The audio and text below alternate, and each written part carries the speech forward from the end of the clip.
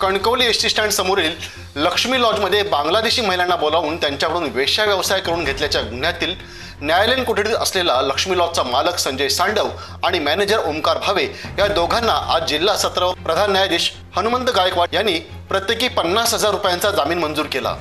आरोपींच्या वतीने ॲडव्होकेट वीरेश नाईक यांनी यशस्वी युक्तिवाद केला। त्यांना ॲडव्होकेट सिद्धेश शेटिये आणि देवेश देसाई यांनी सहकार्य केले।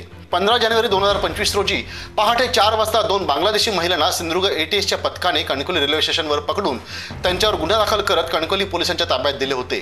तपासी अधिकारी PSI अनिल हडळ यांना गुन्ह्याच्या तपासात बांगलादेशी महिलांना लक्ष्मी लॉजमध्ये वेश्या व्यवसायासाठी लॉज मालक संजय सांडव आणि मॅनेजर ओमकार भावे यांनी आणल्याचे निष्पन्न झाले होते। त्यानुसार संजय सांडव आणि ओमकार भावेवर तपासी अधिकारी पोलीस निरीक्षक मारुती जगताप यांनी पिटा आणि BNSA कलम 143(3) आणि 3(5) नुसार गुन्हा दाखल करून अटक करण्यात आली होती। पोलीस कोठडी संपल्यानंतर ओमकार भावे आणि संजय सांडव यांना न्यायालयीन कोठडीत सुनावण्यात आली होती। दरम्यान प्रकृती अस्वास्थ्यामुळे संजय सांडव याला न्यायालयीन कोठडीत सुनावल्यापासून शासकीय रुग्णालयात दाखल करण्यात आले होते। दोन्ही आरोपींनी जामीन मंजूर होण्यासाठी दाखल केलेल्या अर्जावर 1 फेब्रुवारी रोजी सुनावणी झाली। सरकार पक्षाच्या वतीने अतिरिक्त सरकारी अभियोक्ता गजानन तोडकरी यांनी जामीन अर्जाला आक्षेप घेत दोन्ही आरोपींनी गंभीर गुन्हा केला आहे। बांगलादेशी महिलांकडून आरोपींनी लक्ष्मी लॉजवर वेश्या व्यवसाय करून घेतल्याचे पोलीस तपासात निष्पन्न झाले आहे।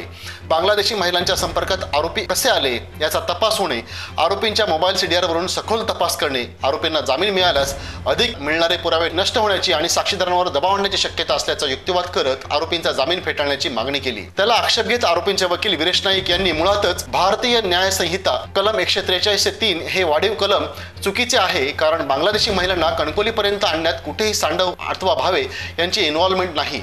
त्या महिलांना डांबून ठेवून धाकदपटशाहीने त्यांच्याकडून वेश्या व्यवसाय करून घेतल्याचे तपासामध्ये नमूद नाही। त्यामुळे लावण्यात आलेले 143(3) हे कलम गैरलागू आहे।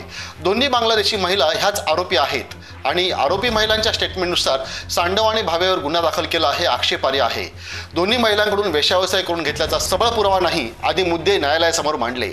ॲडव्होकेट वीरेश नाईक यांच्या यशस्वी युक्तिवादानंतर आरोपी संजय सांडव आणि ओमकार भावे यांची प्रत्येकी 50,000 रुपयांच्या जामिनावर मुक्तता करण्यात आली।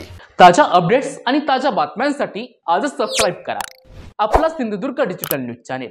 लाईक करा, शेअर करा, कमेंट करा आणि महत्त्वाचं म्हणजे बेल आयकॉनला क्लिक करायला विसरू नका।